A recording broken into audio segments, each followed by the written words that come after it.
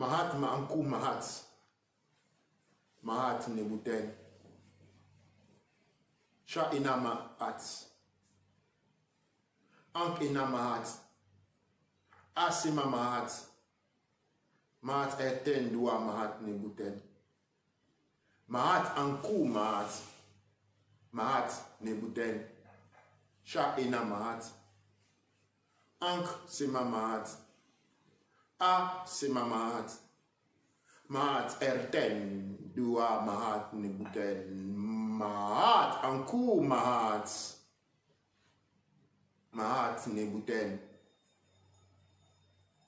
Sha ina Mahat. Ank Sima Mahat. Ha ina Mahat.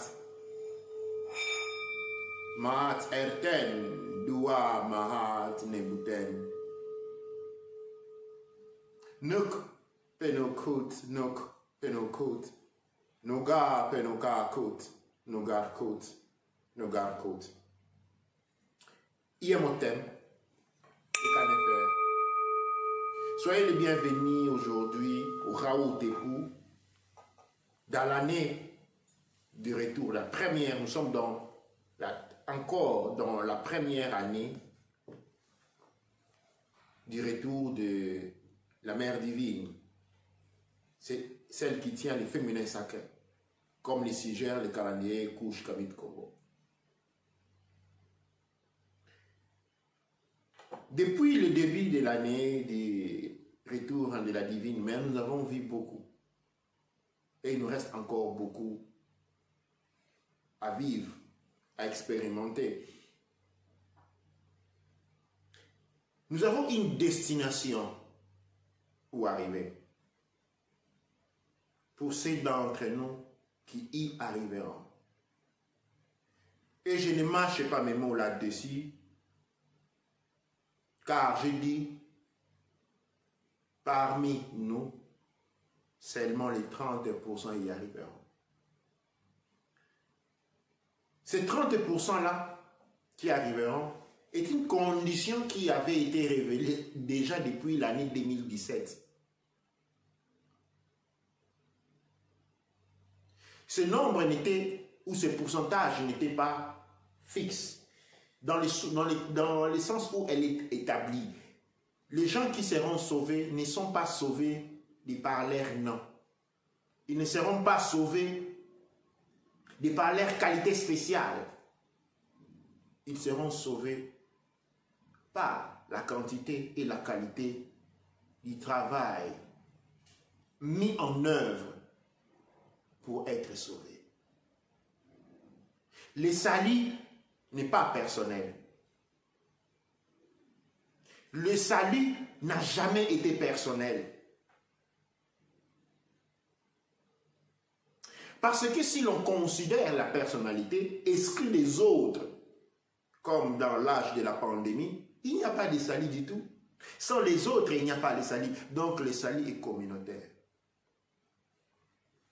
Aujourd'hui, dans notre Raoult Tepou de ce soir, de ce vendredi, comme d'habitude, le jour vendredi pour ceux du couche Kamit Congo, c'est le jour de Aoussa.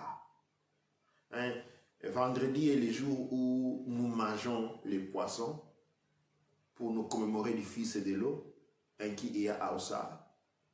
Vendredi, c'est le jour où nous visitons les familles. Vendredi, dans la conception couche Kamit Congo, est le premier jour de vacances. En fait, c'est un jour de célébration. C'est les jours où on mange des plats spéciaux. C'est les jours où on s'habille de manière spéciale. Et dans le Couche Kamit Congo, vendredi est le jour où nous sommes vêtus de blanc. Parce que le blanc symbolise la pureté. Une question m'a été posée, pourquoi j'étais vêtu de blanc? Eh bien, et pourquoi pas de noir? Eh bien, les blancs représentent une notion, une psychologie très puissante. Dans le sens où sur les blancs, même si on a une petite tache, cela devient visible. L'habit blanc ne peut pas être aimé quand elle est sale. L'habit blanc ne peut pas être aimé quand elle a des taches. Et quand on va quelque part, on est vêtu de blanc, on fait très attention. Si on se retrouve dans un restaurant assis à manger, on fait très attention à ne pas se salir. Donc les blancs représentent un état de conscience active. Pendant que toutes les autres couleurs ont des importances. Pendant le moment où les blancs représentent la conscience, les jaunes représentent l'intellect, l'orange représente la santé, la guérison, les rouges représentent les forces animales, les verts représentent la spiritualité, le bleu représente l'éveil des consciences, les violets l'illumination, les noirs la totalité, les blancs la conscience. J'espère avoir répondu à la question aux frères posée. C'est-à-dire vêtis de blanc, spécialement un jour comme celui-ci, vendredi, qui est pour nous le jour de Aoussa. Elle représente la pureté, elle représente que ma conscience, elle est pure. C'est un jour de conscience, c'est un jour de pureté et aussi un jour de la Mahat, parce que la Mahat est connectée encore, elle aussi, aux vêtements blancs. Aujourd'hui, dans notre Raoult Tepou d'aujourd'hui, j'ai eu un petit carnet maintenant pour me souvenir de Raoult Tepou. Nous allons parler de la superficialité spirituelle et de la légèreté de l'être. La superficialité spirituelle est liée à cette littérature où c'est vraiment pas une littérature, mais c'est plutôt un folklore très puissant dans le monde kamite, dans le monde africain autour de la spiritualité. Tous veillent la spiritualité. Les uns se font des initiations à $2000, $3000. L'on est en train de mourir de faim, on ne veut pas aller chercher un travail, mais on veut pratiquer de la spiritualité. C'est quoi cette tension spirituelle? C'est quoi ces besoins spirituels? Malheureusement, ici, je dois rectifier certaines de ces conceptions liées à la spiritualité. La spiritualité est utile seulement et seulement si dans la mesure où elle est reliée au monde matériel. Une spiritualité détachée du monde matériel n'est qu'une prison. En fait, quand la spiritualité se détache du monde matériel, c'est là où on rentre dans la forme de la religion doctrinale. Les religions doctrinales, ce sont les religions des dominés. En fait, les religions doctrinales sont entre les mains des dominateurs. La religion pour soi n'est pas quelque chose odieux. La religion n'est qu'une psychologie. La psychologie en absolu, parce qu'elle intéresse les rapports entre les êtres, les différents règnes et les sacrés. Mais qu'est-ce qui est sacré? Les sacrés, c'est ce qui... Les sacrés servent de garde-fous. La morale est sacrée. L'éthique est sacrée. Quand on insulte l'autre, on commet un sacrilège. Sacrilège, on sacrifie la loi. Et donc, il y a un lien très puissant. Mais ce lien entre les sacrés et les vécus a pour un seul objectif, le développement. Le développement, quand on veut parler de développement du point de vue de la spiritualité, maintenant, on parle de l'évolution. Mais développement et évolution sont intrinsèquement liés. Le monde énergétique, que nous appelons le monde spirituel, et le monde physique sont intrinsèquement liés. Aujourd'hui, la race mélanoderme est la seule race qui est incapable de se nourrir. Les seuls d'entre les mélanodermes que l'on peut dire se nourrissent à l'air faim, ce sont ceux qui sont sous tutelat des Occidentaux, dans le sens de ceux qui vivent dans les pays occidentaux. Les paradis mélanodermes, c'est l'Occident. À ce moment-là, comment pouvons-nous prétendre avoir une spiritualité? Comment pouvons-nous arriver à prétendre avoir une spiritualité du moment où nous réalisons que la spiritualité est liée à la matérialité, sinon nous pratiquons ce qu'on appelle la spiritualité superficielle. La spiritualité qui produit du superficiel, des superficies qui ne sert à rien. Parce que la pratique spirituelle corroborée de par une psychologie spirituelle, littérature spirituelle, a une destination d'utilité. Et la destination d'utilité est dans la production, sur les plans physiques, des conditions nécessaires et suffisantes pour permettre la manifestation de la divinité sur terre. La divinité, certes, ne se manifeste pas dans la poubelle. La divinité, ça ne se manifeste pas dans la pauvreté, dans la misère. De l'incapacité de savoir manipuler les 4 éléments pour avoir un environnement de vie propice à la vie. Quand nous regardons les maisons dans lesquelles la plupart d'entre nous vivent sur les continents,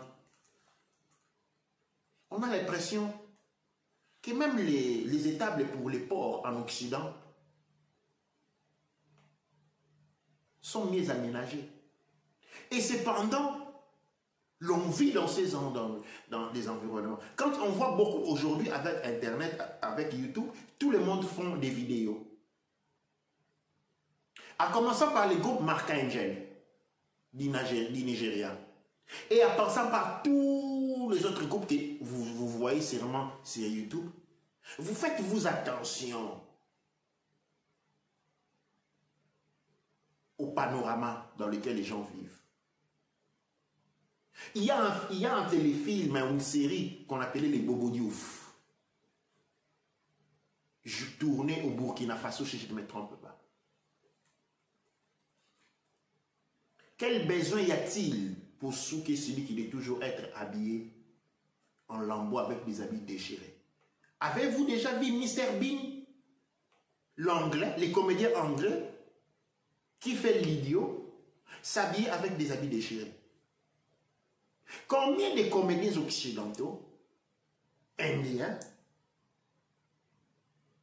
arabes, avez-vous vu sur la scène exprimant, exhortant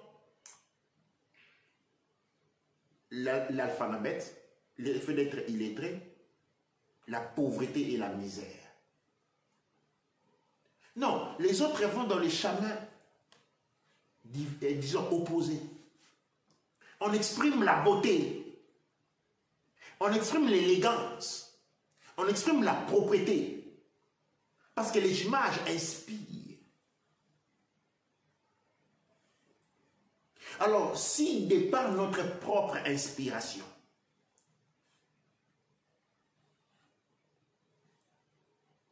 elle se présente de cette manière-là, ça signifie que nous avons un monde des idées, nous avons un monde d'imagination pauvre.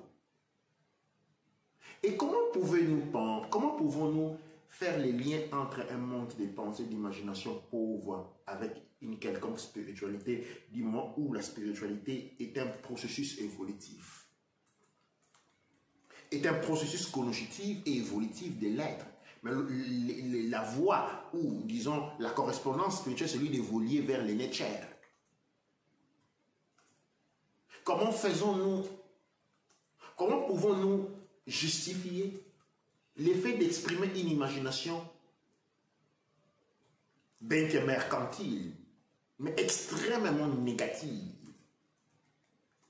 Comment faisons-nous le lien pour démontrer qu'exprimant une imagination, une pensée destructive, nous avons une quelconque spiritualité?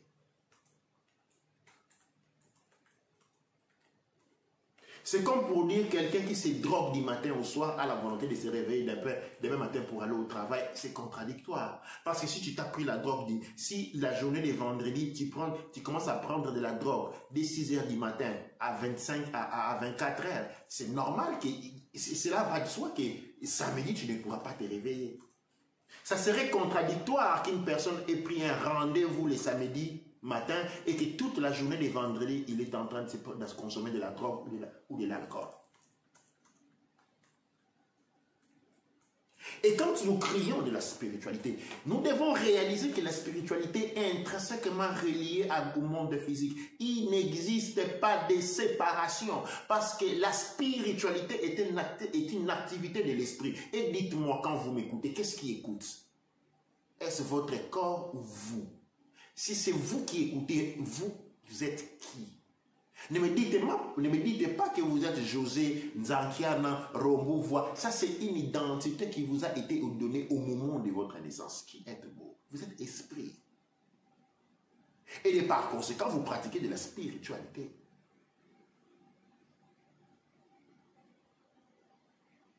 Vous pratiquez de la spiritualité. Et quelle orientation donnez-vous dans cette spiritualité? Quand elle se manifeste comme science évolutive. Cette pratique de la spiritualité que nous voulons nous embiller se reflète dans notre monde physique. Et du moment où la spiritualité est une pratique due à l'évolution, du moment où nous n'avons pas une évolution sur le plan physique, nous n'avons pas de spiritualité. À défaut de spiritualité, nous rentrons dans ce qu'on appelle la spiritualité artificielle, c'est-à-dire une spiritualité mensongère, une spiritualité non-spiritualité, parce qu'elle est basée sur des fandomies, sur des mensonges. Elle repose sur l'inactivité, elle repose sur des désirs irréalisables, infondés. Et de par conséquent, il n'y a pas de spiritualité du tout. Parce que la spiritualité, comme toute autre chose, est misérable. Même les vents est misérable. L'on peut connaître les vents de par sa vitesse, de par sa composition. La lumière est mesurable. On peut mesurer la quantité de lumière disponible à un endroit donné, à un espace donné, à un temps donné. L'électricité est mesurable, capturable, orientable, manipulable. Toutes les forces présentes dans la nature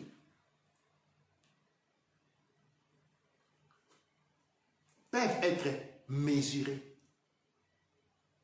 L'impact des éléments, des 4 éléments, est mesurable. Du point de vue de la manifestation de la création, l'éther représente le point culminant des 4 éléments. Et de par conséquent, l'éther représente la spiritualité parce qu'elle est un chemin évolutif, progressif, qui sont joints ou joints tous les autres éléments.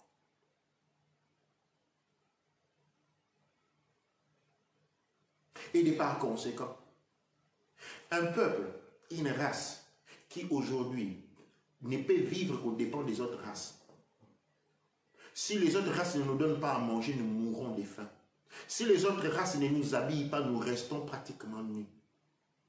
Si les autres races ne nous apportent pas des moyens médicaux, nous mourrons des maladies. Si les autres races ne nous enseignent pas, nous ne savons ni écrire ni lire, parce que la culture que nous répudions, quand on parle de culture africaine, nous ne nous rendons pas compte que quand tu écris une chose en français, ce n'est pas... On ne peut pas écrire les Kikongo en français, ce n'est pas du français, ce n'est pas du Kikongo, c'est les français. On peut écrire l'arabe en utilisant les grecs, on peut écrire l'arabe en utilisant les lettres grecques, mais les arabes ont une écriture. On peut écrire les chinois, les japonais, les coréens, les philippins, ainsi de suite en utilisant des lettres occidentaux. Mais ils ont les leurs. Ils sont une civilisation lettrée. Ils ont des lettres et des nombres.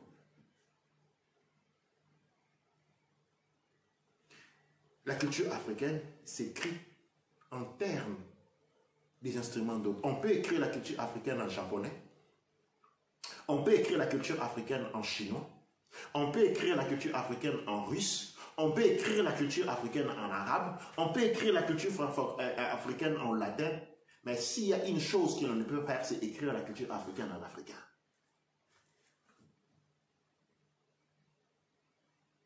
On ne peut pas écrire la culture africaine en africain. C'est une culture illettrée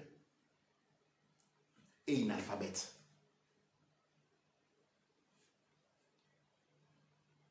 Et comment pouvons-nous prétendre avoir une spiritualité? Parce que sans les lettres, comment pouvez-vous évoluer? Comment peut-on parler d'une littérature, d'une psychologie? Comment peut-on parler des sciences sans capacité d'écriture?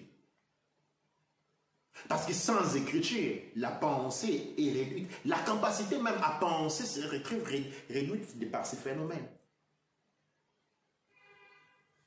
Et donc, pas de culture. En termes propres. Si on prend un nom africain, on sait l'écrire en utilisant les lettres grecques. C'est-à-dire, on peut écrire un nom africain après l'avoir vocalisé. Ok? Prenons un nom difficile, par exemple, quand on dit Nkrosa. De par la vocalisation, on peut l'écrire en utilisant ce qu'on appelle la voix occidentale. On peut l'utiliser en utilisant la voix orientale, chinoise, ainsi de suite. Mais on ne peut pas l'écrire en utilisant la voix africaine. Où nous avons oublié les vers.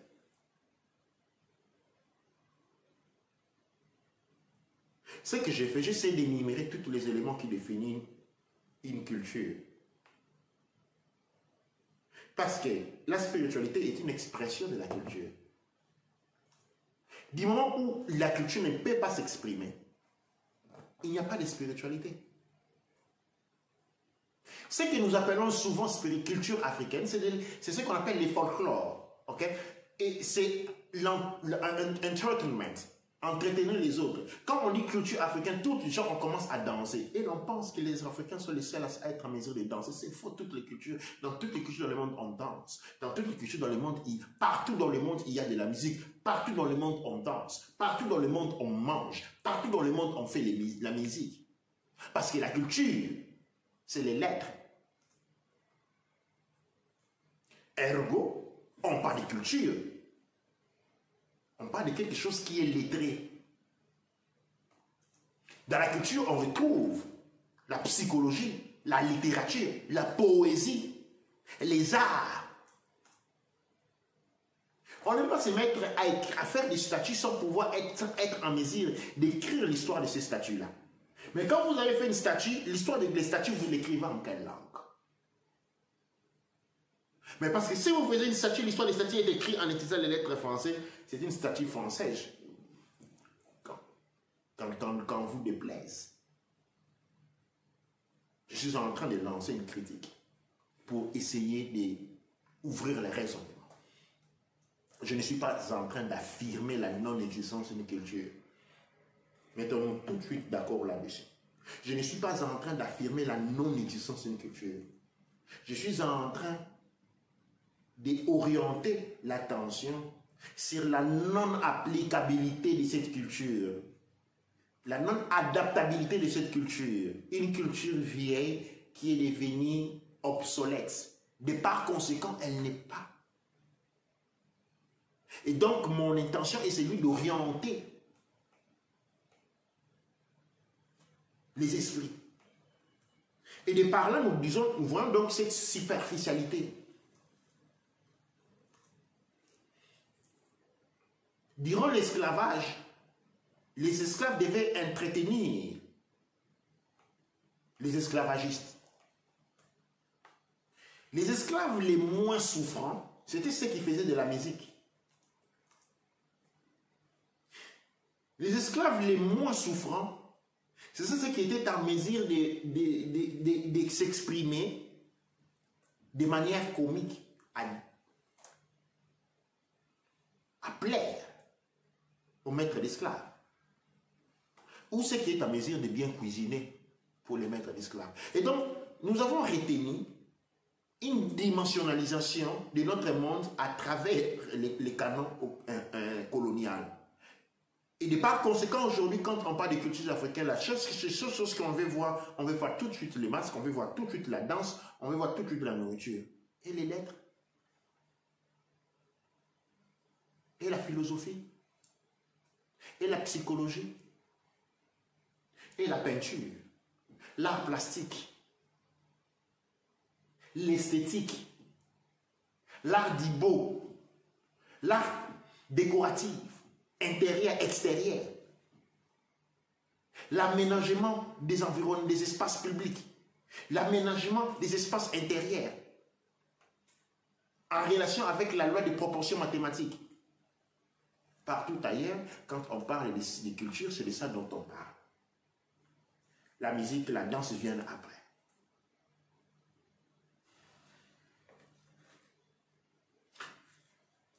Ce que je viens de définir ici porte tout droit dans ce qu'on appelle la légèreté de l'être.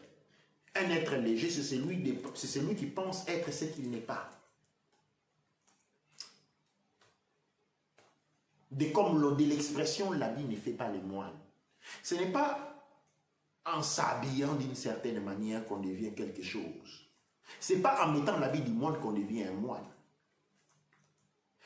Le moine est reconnu, le moine est moine de par son comportement, de par son éthique, de par sa morale. Parce qu'aujourd'hui, quand nous rentrons dans les domaines, parce qu'il existe des domaines, vous les connaissez, mais les domaines d'études et des lettres. Quand nous rentrons dans l'étude de la sociologie, l'organisation de la société, l'implémentation de la société, la projetation de la société, nous débordons de la psychologie, on étudie l'être, l'ego, à travers la psychanalyse, ont été mis à nu ou rendus disponibles tous les parcours évolutifs de l'être dans sa tête. L'évolution des sociétés. Et l'on sait aujourd'hui déterminer c'est quoi un être humain. De par son comportement, de par sa relation avec le règne minéral, de par sa relation avec les règnes végétales, de par sa relation avec les règnes animaux, de par sa relation avec les règnes humains, de par sa relation avec les règnes spirituels.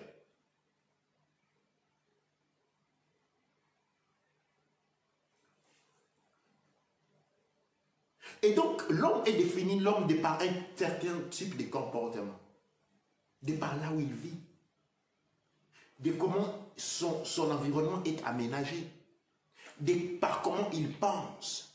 L'homme n'est pas homme, ou disons, on ne rentre pas dans l'humanité parce qu'on a une tête, des jambes, des pieds, un nez et des yeux. Sinon aussi les gorilles feraient partie de l'humanité. Mais les gorilles vivent dans les forêts. Les gorilles ne construisent pas des maisons, vivent sur les arbres.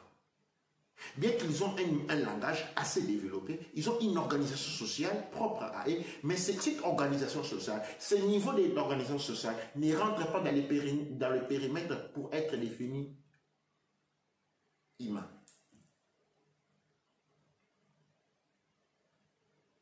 Quand nous regardons ces références, nous devons avec tort et grand cœur dans le cœur réaliser que nous ne remplissons pas dans le monde mélanoderme les conditions pour être appelés et reconnus dans l'humanité. Et une des premières, c'est l'autosuffisance. Nous sommes restés la seule race dans le monde qui dépend des autres. Sans l'apport des autres, nous mourrons. Nous sommes restés la seule race dans le monde où nous devons fuir, aller chez les autres parce qu'autrement chez nous, nous ne pouvons que pâtir la faim. Nous sommes restés la seule race dans le monde où, quand on a un enfant, on est heureux quand il est né dans le pays des autres, dans le pays d'une race différente. Parce que là, au moins, il a un futur. Dans les pays, dans les communautés, complètement, il n'y a pas de futur.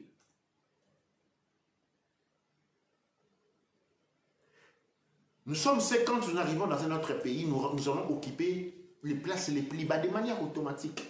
C'est comme un chien. Quand vous ouvrez votre maison, le chien voit la chaise. Il ne va pas aller se mettre sur la chaise, il va se mettre au pied de la chaise parce que c'est ça sa place. Chaise occupée ou pas, les chiens dorment toujours à côté, au pied de la chaise, parce que la chaise est réservée au maître. C'est ce que j'ai défini par légèreté de l'être. Et nous devons pouvoir être en mesure de reconnaître cela, comprendre que nous avons un travail titanique à faire. Les autres sont en train de conquérir l'espace.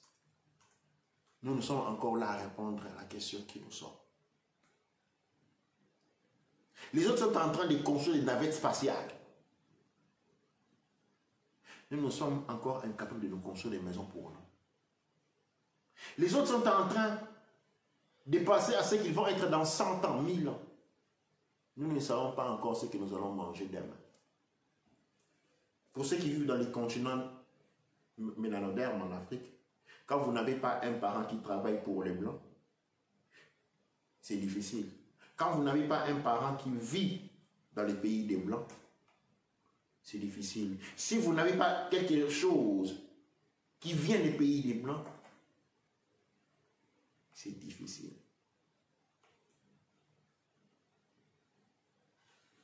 Nous sommes appelés à changer cela.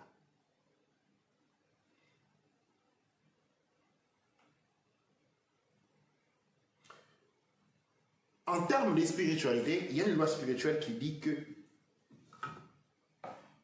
vous ne pouvez pas prier pour vous. Les prières que vous faites, les méditations que vous faites, auront une répercussion dans la vie de la génération prochaine. Pour ceux qui regardent nous autres, si nos parents n'ont pas prié assez, ne pas bien prier, si nos parents ont agi hors de la voie culturelle, si nos parents ont agi hors des canons culturels, mais nous n'avons absolument rien. Nous n'avons absolument rien. Et nous devons nous poser aujourd'hui la question. Est-ce ces mêmes règles que nous voulons aussi réserver aux générations futures? Je sais que je viens toujours, comme le dit Mobali Makassi, apporter beaucoup de mouvements dans le cœur des gens, dans le sens où je dis les vérités écrites comme elles sont. Et je peux comprendre que cela puisse vous attrister. Et c'est bien que vous soyez attristés. Parce qu'après la tristesse, vous devez décider si votre enfant devra, si les futures générations devront affronter le même destin de tristesse comme le vôtre. Parce qu'il nous appartient de faire ce que les générations passées n'ont pas eu le courage, n'ont pas eu la force, n'ont pas eu la détermination, n'ont pas eu les informations pour faire.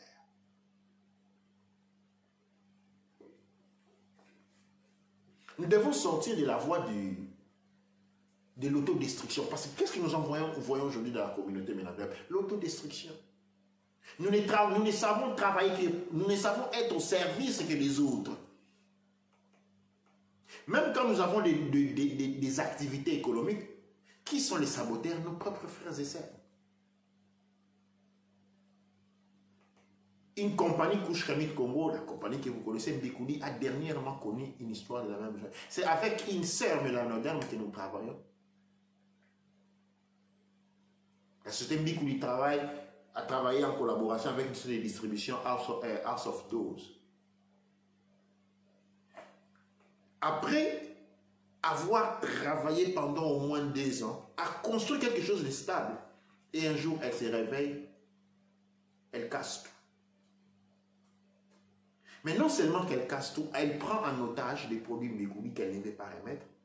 Elle prend en otage de l'argent Mbikoudi qu'elle doit à Mbikoudi qu'elle ne veut pas remettre, qu'elle décide de ne plus remettre. Et au-delà de cela, elle continue à vendre, à dire de vendre des produits Mbikoudi, à prendre de l'argent des mains de la communauté, pendant qu'elle sait, elle ne peut pas offrir ses produits. Légèreté des lettres. Quand l'on pense que la destination, c'est l'argent. L'argent, c'est un moyen. Mais même quand il y a l'argent, tu dois l'avoir, savoir où est-ce que tu es en train d'aller. Pour, je dirais même, pour avoir de l'argent, tu dois avoir une destination parce que l'argent n'est pas une finalité, l'argent, c'est un moyen. On appelle ça liquidité. Ça coule. Et quand ça coule vers ta direction, tu dois avoir un bateau assez solide pour naviguer sur ces liquides, cette liquidité. Parce que si tu ne sais pas naviguer, eh bien, elle te noie. Ou te porte dans une destination terrible, imprévue. Nous avons vu comment de génération à génération, nos propres peurs, frères et sœurs ont agi comme mécanisme d'autodestruction de tout ce qui est créé dans la communauté. Et ça me pèle le cœur de voir qu'encore dans cette nouvelle génération, des jeunes gens qui ont 20 ans sont en train de représenter la même maladie. Destructeur de ce que la communauté mélanoderne crée. Destructeur de ce que la communauté kamite crée. On n'est pas en mesure de nous entretenir. Si on n'est pas capable d'autosuffisance, c'est parce que nous détruisons tout ce que nous pouvons être en mesure d'avoir entre les mains. Nous détruisons tout ce que nous avons en mesure d'avoir entre les mains parce que nous sommes complètement inconscients, malades, perdus. Et ceux d'entre nous ouverts ont le devoir d'aider ceux qui ont les yeux fermés. Bien entendu, nous devons comprendre qu'il existe aussi dans la mesure de la MAT. La MAT intervient pour punir en tant que segment. Et si peut-être nous n'avons pas de tribunal, mais le tribunal de la MAT existe, et le tribunal spirituel existe bien. Mais aujourd'hui, ici n'est pas les liés. Raoult Tepou est un lieu de partage. Et des réflexions d'ensemble. Allons-nous continuer à nous auto-saboter? Que sommes-nous en mesure de faire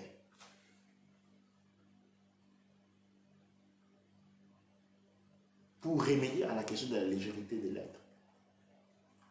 Quel genre de spiritualité voulons-nous continuer à pratiquer? Celle superficielle qui conduit à créer des êtres légers, qui sont les saboteurs de toute initiative possible dans le monde mélanodème, au service, conscient ou inconscient,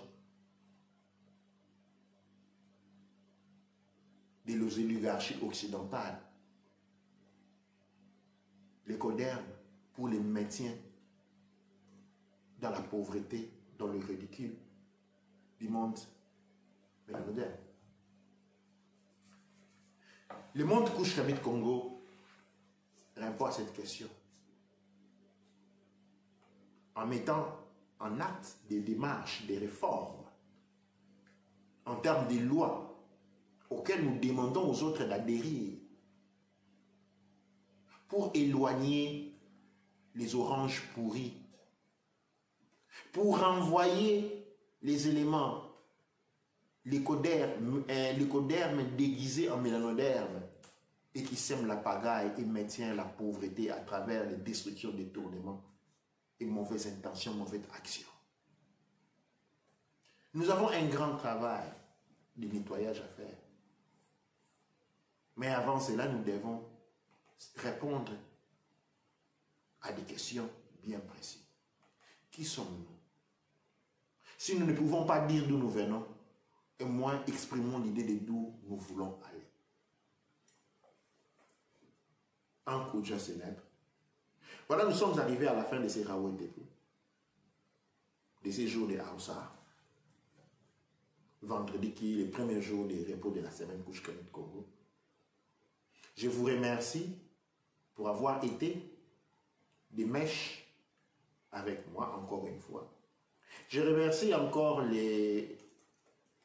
l'aspirant Kidju Oshu KM Jutim parce que j'ai repris à faire les Rawetepou parce qu'il m'a fait comprendre que c'était quelque chose qui était très important pour lui.